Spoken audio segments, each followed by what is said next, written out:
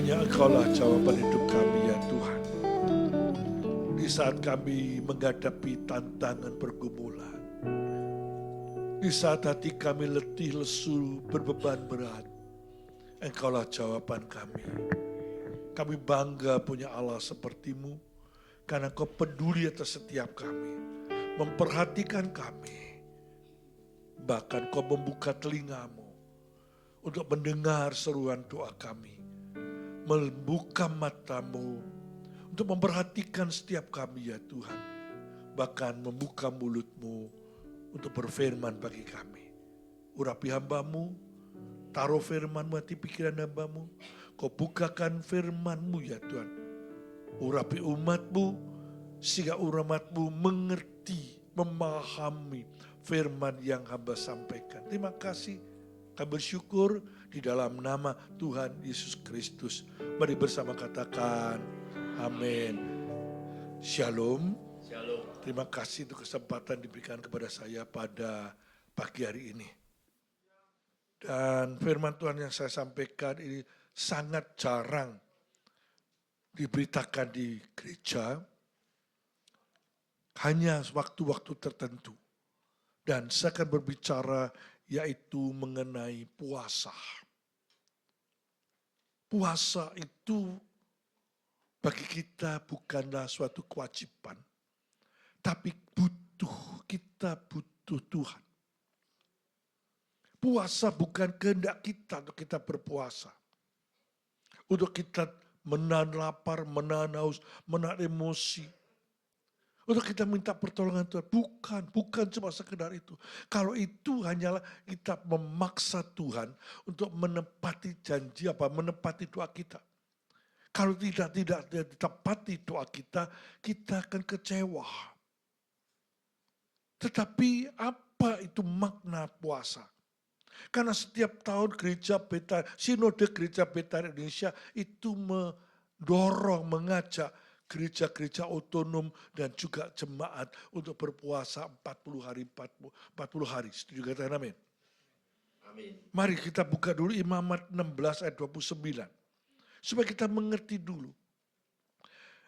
Imamat 16 ayat 29 berkata demikian. Inilah yang harus menjadi ketetapan untuk selama-lamanya bagi kamu. Saya ulangi, inilah yang harus menjadi ketetapan untuk selama-lamanya bagi kamu, yakni pada bulan yang ketujuh, pada tanggal 10 bulan itu kamu harus merendahkan diri dengan berpuasa, dan janganlah kamu melakukan sesuatu pekerjaan, baik orang Israel asli maupun orang asing yang tinggal di tengah-tengahmu.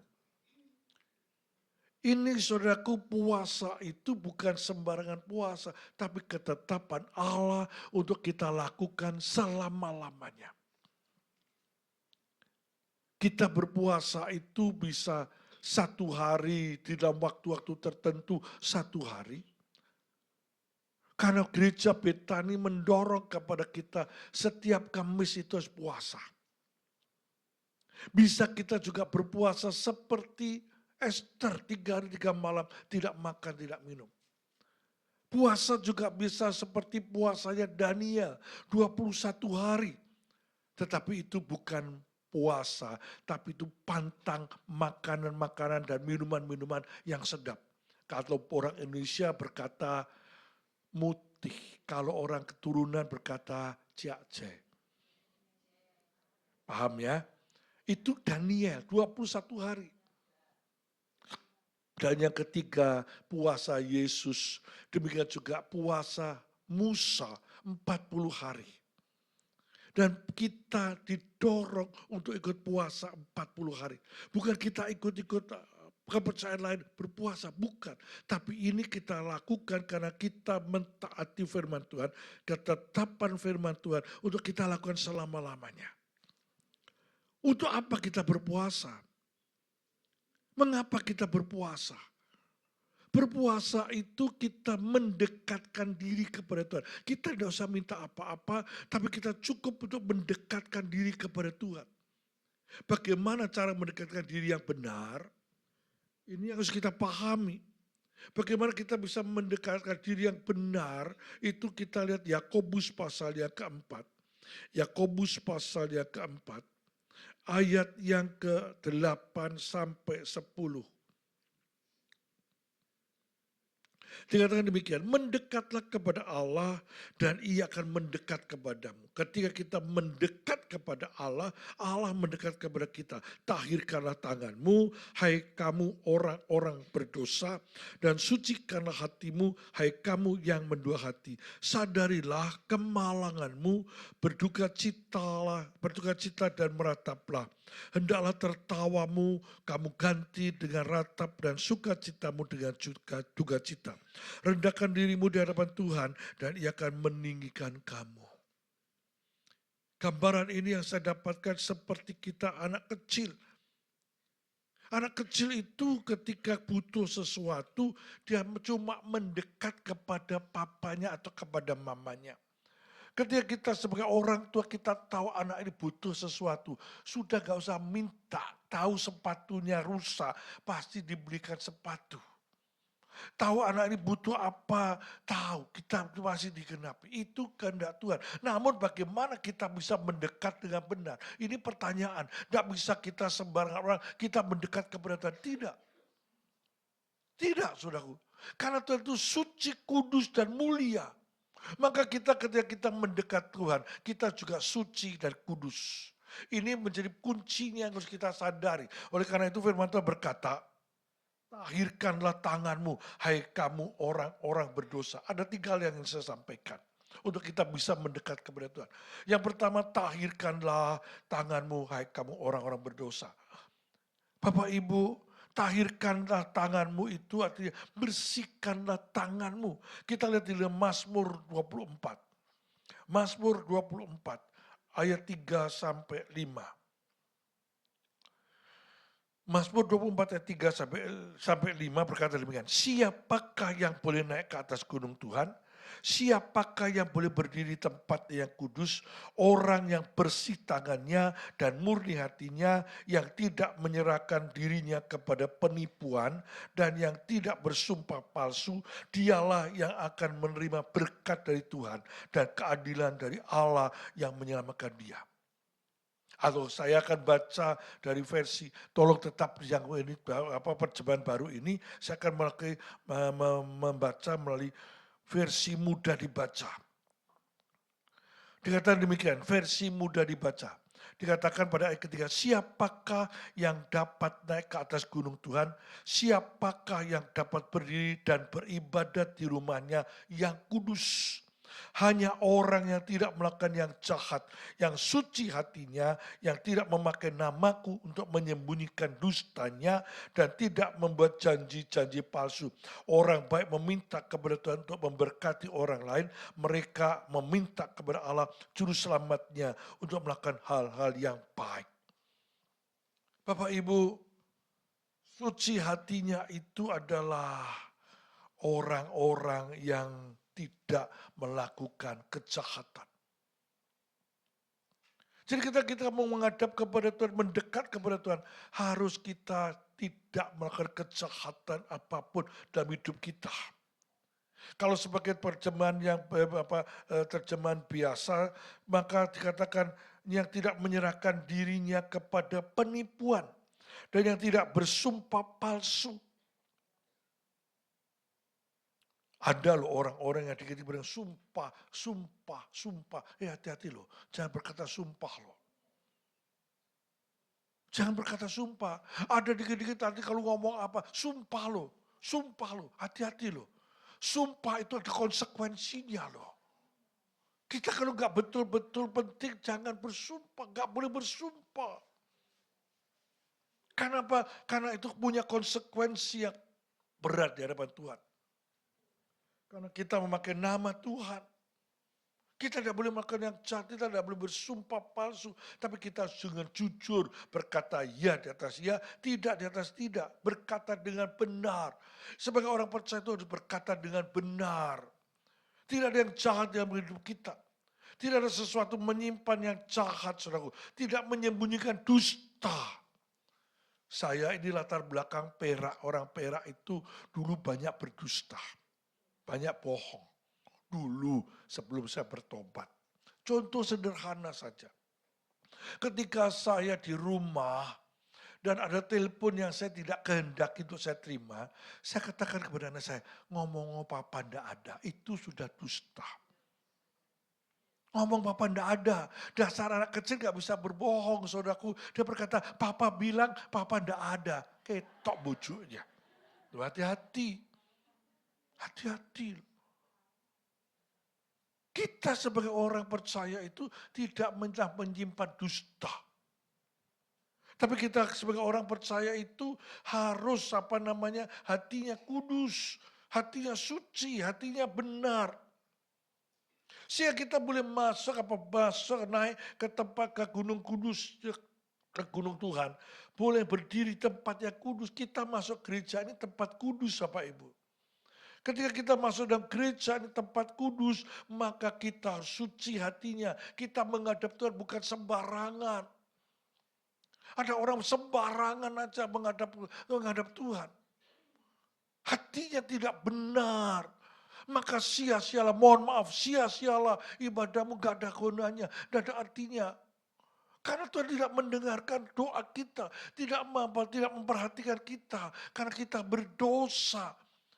Maka ketika kita memasuk ke dalam rumah Tuhan, mau ibadah kita minta ampun dulu kepada Tuhan.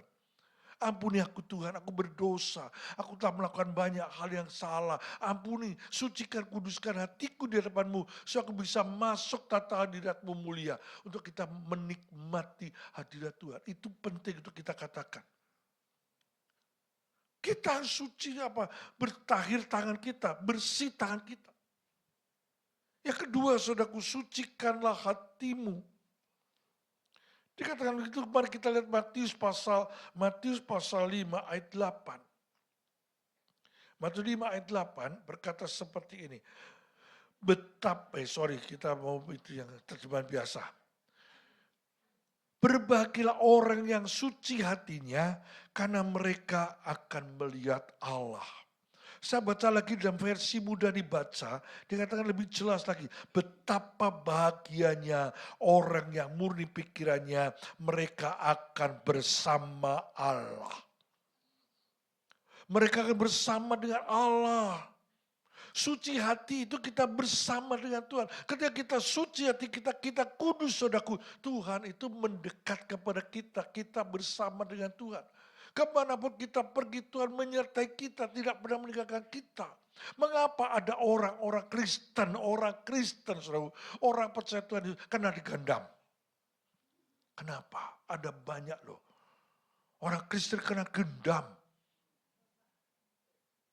Kenapa? Karena tidak suci hatinya sehingga tidak sertai Tuhan. Karena tidak kudus hidupnya kita ditinggalkan Tuhan. Roh Kudus tidak ada di dalam hidupnya. Oleh karena itu kita sebagai orang percaya kita harus hidup kudus, kita harus suci. Karena kita berbahagia.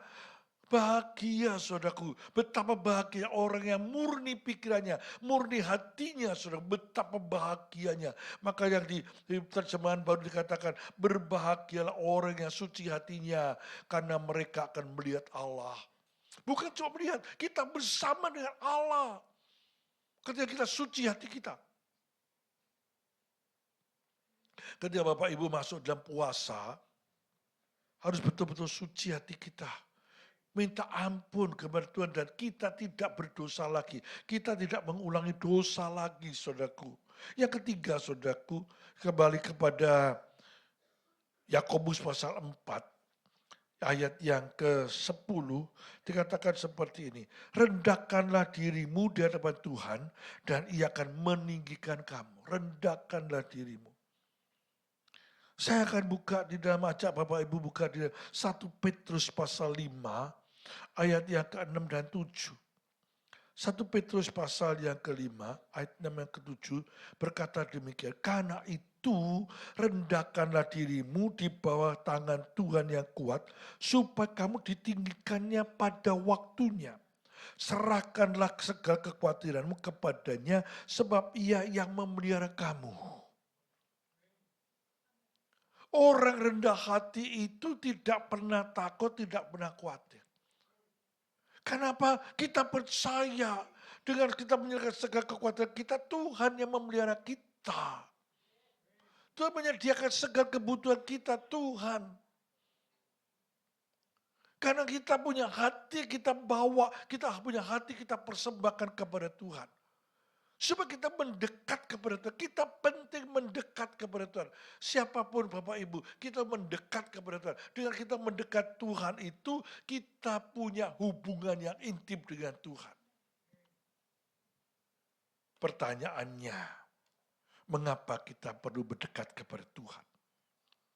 Saya ajak buka di dalam Yeremia 51. Yeremia 51 ayat yang ke-46. Karena keadaan, situasi, kondisi ini keadaan tidak baik Bapak Ibu.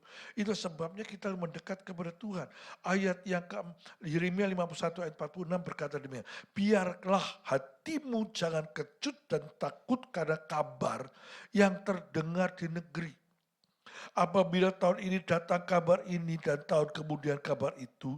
Apabila kekerasan merajalela di negeri dan penguasa lain mengelawan penguasa lain. Jangan kecut dan takut, saudaraku. Hari-hari kita banyak orang takut. Kejahatan di mana-mana dia merajalela. Bahkan gempa bumi di mana-mana, saudaraku. Hujan banjir, tanah longsor. Baru-baru saya lihat di mana, di Kendal atau di mana itu, tanah longsor. Tanah bergerak. Di TikTok itu saya lihat. Tanah bergerak. Itu rumah hancur 500 rumah. Keadaan-keadaan menakutkan, keadaan-keadaan mengkhawatirkan. Ekonomi susah, sulit. Tambah hari bukan kabar baik, tambah keadaan kabar tidak baik. Keadaan-keadaan yang menakutkan kita. Dan ketika kita ketakutan, kita takut, kita khawatir, kita kecut hati kita dekat kepada Tuhan. Hanya dekat Allah saja aku tenang. Daripada nyala keselamatanku. Hanya kepada Tuhan kita berdekat. Dunia tidak bisa menolong kita. Dunia tidak menjamin kita. Karena kita bukan dari dunia. Kita itu dari sorga. Kita itu ahli waris kerajaan sorga. Hubungan kita dengan Tuhan bukan dengan dunia. Kita bisa mendekat kepada Tuhan. Kita berubah. Kita berubah supaya kita bisa mendekat kepada Tuhan. Karena hari-hari ini kabar-kabar yang kita dengar itu kabar buruk semuanya. Ya Pak ya. Kabarnya menakutkan semua. Tidak ada kabar yang kita dengar itu baik. Kabar itu kabar yang menakutkan. Tiba-tiba, tiba-tiba. Semuanya serba tiba-tiba. Tidak ada yang itu, tidak ada apa tanda-tanda, nanti ada tanda-tanda seperti ini, ada tanda seperti ini, akan terjadi seperti ini. Tidak ada, langsung. Keadaan-keadaan itu cepat berubahnya. Oleh karena itu kita belum mendekat kepada Tuhan. Nah, bagaimana kita ketika kita mendekat itu kita mendapat pujian dari Tuhan. Bukan cuma kita mau mendekat tapi kita tidak dihiraukan Tuhan, bukan. Tapi kita ketika kita mendekat, kita seperti seorang ayah atau seorang ibu, ketika anaknya mendekat, kita dipeluk. Tuhan berikan contoh kepada kita, yaitu Maria. Saya ajak buka Lukas pasal 10, Lukas 10 ayat 42. Lukas 10 ayat 42 berkata demikian. Tetapi hanya satu saja yang perlu, Maria telah memilih bagian yang terbaik yang tidak akan diambil daripadanya. Maria telah memilih bagian yang terbaik. Siapa Maria? Maria itu orang berdosa. Tetapi ketika dia bertobat, saudaraku, ketika Yesus mau disalibkan, dia menuangi minyak narwastu dengan mengusapnya dengan rambutnya. Pertobatan Maria itu sungguh-sungguh dipakui oleh Tuhan sendiri. Tuhan berkata, Maria telah memilih bagian yang terbaik. Bagaimana kita bisa memilih bagian yang terbaik? Ayat 39 dari Lukas pasal 10. Dikatakan demikian, perempuan itu mempunyai seorang saudara bernama Maria. Maria ini duduk dekat kaki Tuhan dan terus mendengarkan perkataannya. Dua hal yang dilakukan Maria. Duduk dekat Tuhan dan mendengarkan perkataannya. Kita ini orang percaya Tuhan, kita itu duduk di bawah kaki Tuhan. Kita berdoa.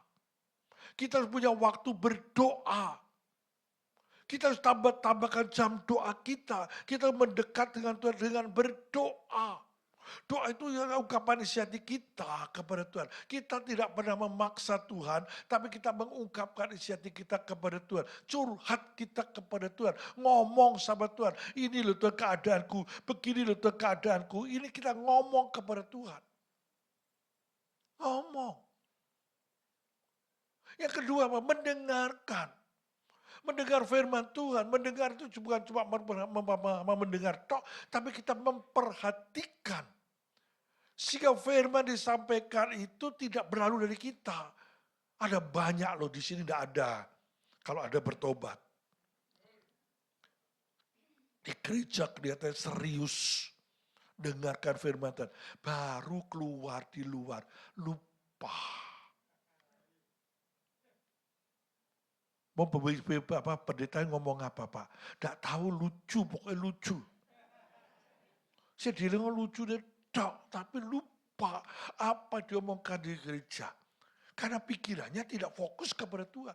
Pikirannya tidak fokus kepada firman Tuhan. Kita merubah sifat kita merubah diri kita dengan kita fokus. Kita dengar dengan sungguh-sungguh, kita berusaha tanamkan di hati kita. Taruh dalam hati kita. Sehingga perkataan-perkataan firman itu tidak berlalu daripada kita. Maria mendengarkan perkataan Tuhan dan melakukannya. Sehingga dipuji oleh Tuhan. Kita kan mau dipuji oleh Tuhan, setuju kata amin? Kita tidak ada satupun yang tidak mau dipuji Tuhan. Kita semua mau dipuji Tuhan. Oleh karena itu ketika kita mau berpuasa, mendekatkan diri, kita melakukan untuk sungguh-sungguh mencari Tuhan. Sungguh-sungguh gak bisa setengah-setengah. Kita percaya Tuhan itu gak bisa setengah-setengah, gak bisa 75%, tapi 100% kita percaya Tuhan. 100% total. Supaya hati kita itu melekat kepada Tuhan. Keadaan baik atau tidak baik, kita datang kepada Tuhan. Kita berdoa kepada Tuhan, keadaan baik atau tidak baik. Kita datang kepada Tuhan, kita berseru, kita berbincang-bincang dengan Tuhan. Kita ngomong dengan Tuhan. Sehingga ketika kita ngomong dengan Tuhan, apapun yang kita katakan didengar oleh Tuhan. Karena kita itu sahabat Tuhan. Bapak Ibu percaya sahabat Tuhan? Kita percaya karena firman Tuhan berkata demikian.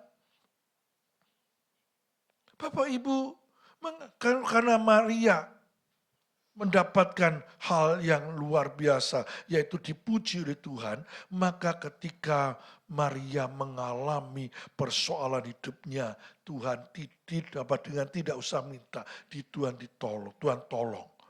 Saya buka di dalam Yohanes pasal 11. Yohanes pasal 11. Ayat 32 sampai 35.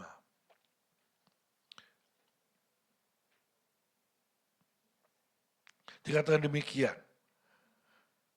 Ini ceritanya Lazarus sakit. Ketika Tuhan Yesus diberitahukan, dikabari bahwa Lazarus, orang yang kekasih itu sakit, saudaraku. Tuhan Yesus tidak langsung datang. Dia tinggal, nanti saya akan berikan, nah dia tinggal di situ 2 hari. Sampai ketika Yesus datang di Betania, Lazarus mati 4 hari. Dan ini perkataan Maria.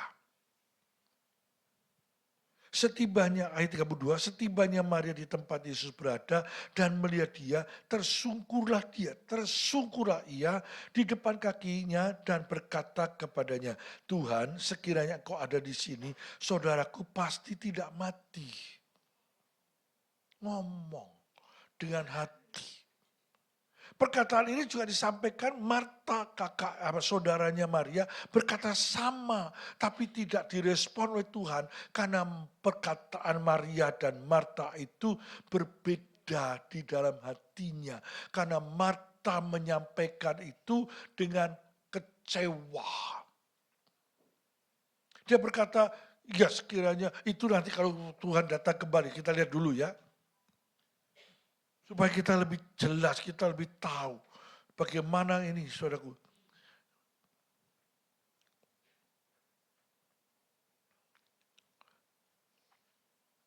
Dikatakan demikian pada ayat yang ke-22. Atau mulai saya baca ayat 21. Saya baca mulai ayat 21 dari Yohanes pasal 11. Maka kata Marta kepada Yesus, Tuhan, sekiranya engkau ada di sini, saudaraku pasti tidak mati. Sama dengan perkataan Maria. Tetapi sekarang pun aku tahu bahwa Allah akan memberikan kepadamu segala sesuatu yang engkau minta kepadanya. Kata Yesus kepada Marta, saudaramu akan bangkit. Jawab Marta apa? Kata Marta kepadanya, aku tahu bahwa ia akan bangkit pada waktu orang-orang bangkit pada akhir zaman. Tidak percaya. Beda dengan Maria, Maria percaya saudaraku. Ketika dia berkata demikian, saudaraku, ayat 33 berkata demikian. Ketika Yesus melihat Maria menangis dan juga orang-orang Yahudi yang datang bersama-sama dia, maka maskulah hatinya, ia sangat terharu dan berkata, di manakah dia kamu baringkan? Jawab mereka, Tuhan, marilah kita lihat. Maka menangislah Yesus. Ini keajaiban yang luar biasa. Sampai Tuhan itu menangis. Karena hatinya Maria yang melekat kepada Tuhan. Hatinya yang dekat kepada Tuhan. Maka tadi Tuhan Yesus maskul itu apa? Sedih hatinya. Perkata yang sama diucapkan Marta, tapi tidak membuat Yesus tergerak hatinya. Tapi ketika Maria berbicara, Tuhan Yesus tergerak hatinya. Ini perbedaan orang sungguh-sungguh atau tidak. Orang yang percaya kepada Tuhan tidak. Perlu kita ketahui saudaraku, ketika kita berdoa, belum tentu jawabannya ya. Belum tentu juga tunggu, tapi bisa juga tidak. Kalau keperkataan ini, saudaraku, kita lihat di dalam ayat yang kedua. Supaya Bapak Ibu tahu bahwa Tuhan itu, saya baca mulai ayat 2, Yohanes 11 ayat 2. Maria ialah perempuan yang pernah meminyaki kaki Tuhan dengan minyak mur dan menyekanya dengan rambutnya. Dan Lazarus yang sakit itu adalah saudaranya. Kedua perempuan itu mengirim kabar kepada Yesus. Tuhan, dia yang kau kasih sakit. Ketika Yesus mendengar kabar itu, ia berkata, penyakit itu tidak akan membawa kematian, tapi akan menyatakan kemuliaan Allah. Sebab oleh penyakit itu, anak Allah akan dimuliakan. Yesus memang mengasihi Marta dan kakaknya dan Lazarus. Namun setelah didengarnya bahwa Lazarus sakit, ia sengaja tinggal 2 hari lagi di tempat di mana ia berada. Dia tinggal. Jadi ketika itu tidak langsung Tuhan datang dan tidak langsung Tuhan menyembuhkan. Tapi Tuhan berkata tunggu waktu Tuhan. Jadi Bapak Ibu ketika kita berpuasa pun ketika kita berdoa. Tuhan seringkali berkata apa? Tunggu atau tidak. Kita tidak boleh marah. Ketika Tuhan berkata kepada keluarga Maria, tetapi sesudah ia berkata ayat yang ke-6, namun setelah didengarnya bahwa Lazarus sakit, ia sengaja tinggal di situ 2 hari lagi di tempat di mana ia berada. Jadi artinya apa? Tidak langsung menjawab. Ada doa-doa yang tidak langsung dijawab oleh Tuhan. Ada doa-doa yang kita harus menunggu jawaban Tuhan. Kita menunggu, saudara. Tunggulah waktu Tuhan. Karena waktu Tuhan itu waktu yang terbaik. Sekalipun Lazarus sudah mati 4 hari di dalam kubur, Tuhan bisa bangkitkan. Mungkin keadaan kita, ekonomi kita, keadaan kita sudah sulit, keadaan sudah nyaris bangkrut. Tapi masih belum menjawabnya, tidak usah marah. Atau kita sakit penyakit, sudah keadaannya sangat parah. Tuhan belum mengabulkannya, tidak bisa marah. Atau rumah tangga mengalami kesulitan, saudara. Dan Tuhan seolah-olah membiarkan. Dan sebenarnya tidak membiarkan. Tentu mendengar, tentu menjawab. Tapi tuh jawabannya tunggu, tunggu. Tuhan bisa membangkitkan Lazarus yang sudah mati loh saudaraku. Karena hubungan dekat Maria kepada Tuhan. Hubungan yang demikian dekatnya lah yang didengar oleh Tuhan. Oleh karena itu Bapak Ibu, ketika kita mau berpuasa atau sudah berpuasa, kita tidak boleh menuntut Tuhan. Karena Tuhan punya cara untuk menolong kita. Setuju kata amin? Dan kita seringkali kita salah. Orang Kristen ada banyak yang tidak ngerti puasa. Ada orang bertanya kepada saya, Pak, mau saya mau Kristen berpuasa dulu. Ini kan Kristen tidak ngerti. Kita ini berpuasa. Karena kita butuh Tuhan. Ketika kita butuh Tuhan, kita mendekat kepada Tuhan. Dan Tuhan tahu kebutuhan kita. Tuhan akan mengabulkan kebutuhan kita. Tuhan akan memberkati kita. Amin. Amin. Oleh karena itu Bapak Ibu, ketika kita berpuasa, mari kita mau datang kepada Tuhan. Sungguh-sungguh kepada Tuhan. Berikan hati kita kepada Tuhan. Kita mendekat dengan sungguh-sungguh kepada Tuhan. Maka Tuhan pasti akan mengabulkan. Pengabulan doa Tuhan itu baik atau tidak baik bagi kita, itu yang terbaik bagi Tuhan. Bagi kita mungkin tidak baik. Kenapa aku seperti contoh anak saya ketika sakit dan mati. Bagi saya tidak baik. Kenapa doaku kok nggak dikabulkan, kok doaku anakku tambah mati. Tapi bagi Tuhan itu yang terbaik bagi saya. Itu yang terbaik. Dan bukti yang saya menyadari hari ini bahwa Tuhan itu terbaik bagi saya. Supaya saya bertobat. Kalau saya dipanggil Tuhan, saya belum bertobat. Tapi kalau melalui anak saya bertobat, istri saya bertobat. Dan itu teringat selama saya hidup. Saya pasti ingat bahwa anak saya pernah ada dan dipanggil Tuhan. Karena Tuhan menuntut saya untuk bertobat. Jadi ketika kita berdoa, belum tentu dijawab, belum tentu ya. Tetapi ketika kita dijawab apapun, kita tidak boleh marah. Kita tidak boleh berontak. Tapi kita tetap nurut kepada Tuhan. Itu Tuhan akan membuat kita hal yang terbaik. Saya punya jadi contohnya. Ya toh, saya dulu protes. Kenapa kita mau berkata orang lumpuh berjalan, orang buta melihat, orang tuli mendengar, orang bisu berbicara, bahkan orang mati pun kau bangkitkan. Kenapa anakku mati Tuhan? Protes, saya tidak ngerti rencana Tuhan. Saya tidak ngerti kehendak Tuhan. Tapi Tuhan punya rencana yang mulia buat saya. Tuhan punya kehendak yang mulia bagi saya. Itu Tuhan. Jadi kita Bapak Ibu sebagai orang percaya itu jangan terus-terusan protes kepada Tuhan. Saya berkata gak enak menurut Tuhan, ikutan tidak enak. Bukan.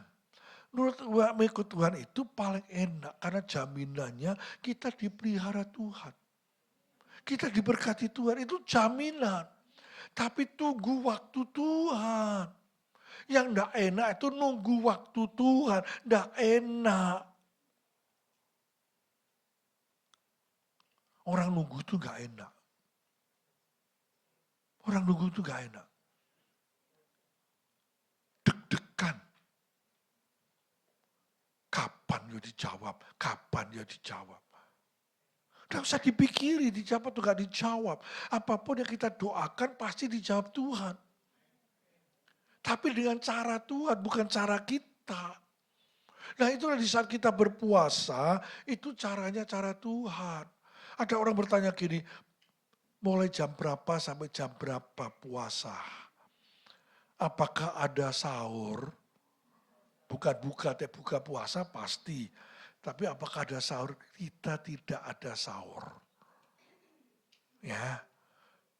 Kita berpuasa itu kalau saya dari saya tetapkan jam 10 malam sampai jam 11 siang. Jam 1 siang. Kalau kuat silakan sampai jam 6. Itu aturan dari sinode.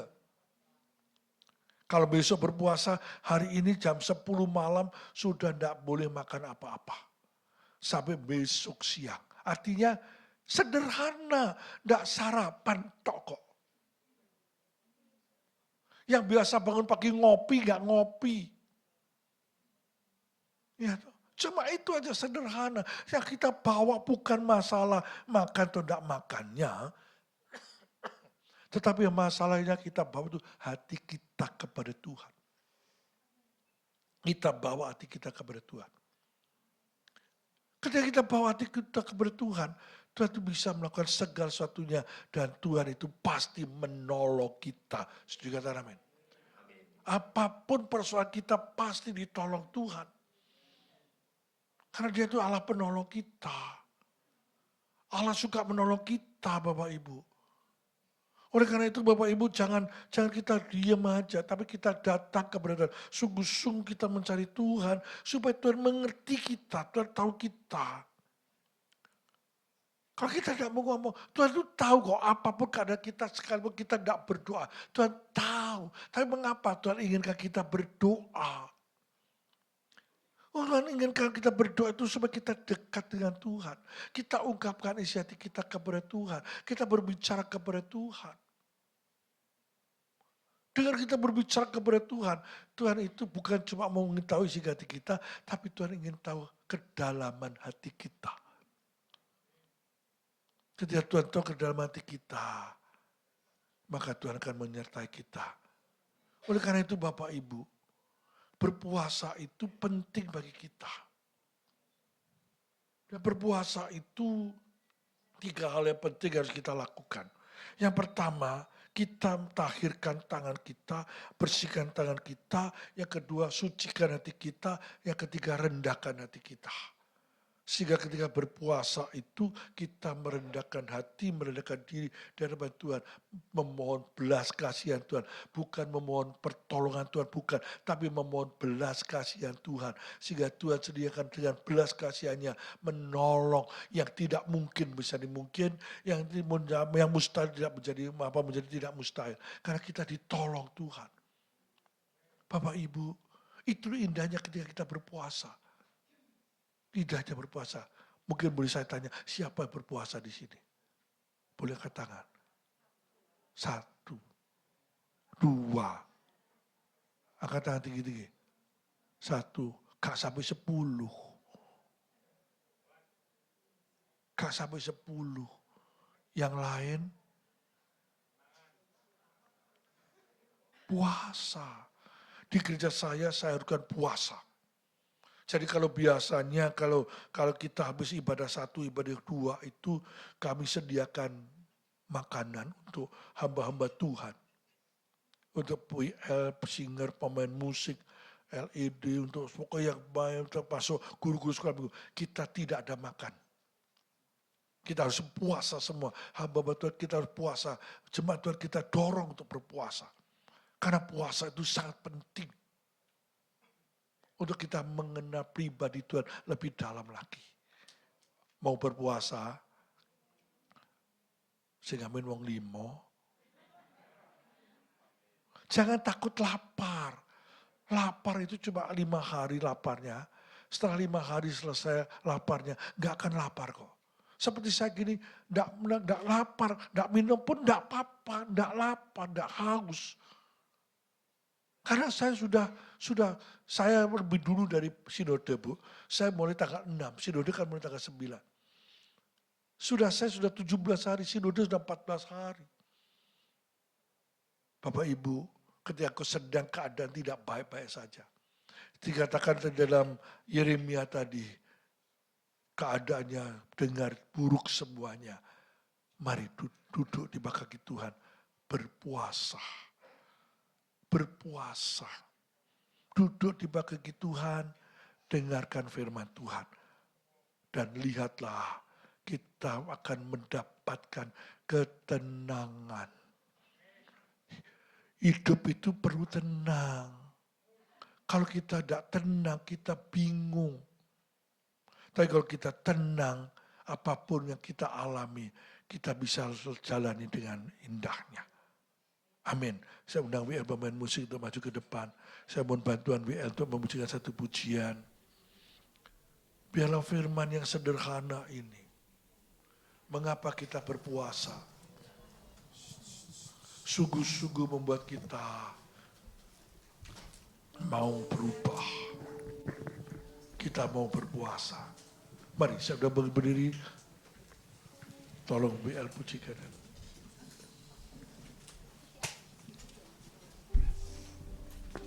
Yang belum pernah berpuasa, cobalah berpuasa. Cobalah nikmati hadirat Tuhan. Selidiki aku, lihat hati